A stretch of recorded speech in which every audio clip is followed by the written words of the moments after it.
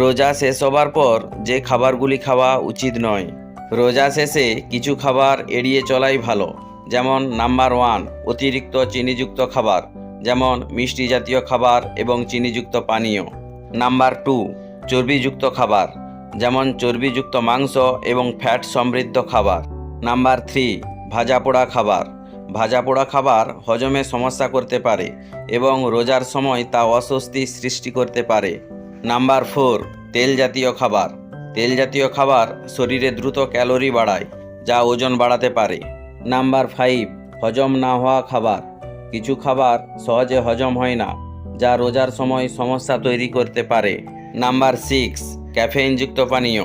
চা, কফি ইত্যাদি ক্যাফেইনযুক্ত পানীয় শরীরকে ডিহাইড্রেশন করতে পারে। নাম্বার 7, নোনা খাবার। অতিরিক্ত নোনা খাবার শরীরকে ডিহাইড্রেশন করতে পারে। নাম্বার 8, সাইট্রাস ফল। সাইট্রাস ফলের জুস পেটের জন্য বেশি অ্যাসিডিক হতে পারে, তাই রোজার শেষে এই খাবারগুলি এড়িয়ে চলবেন।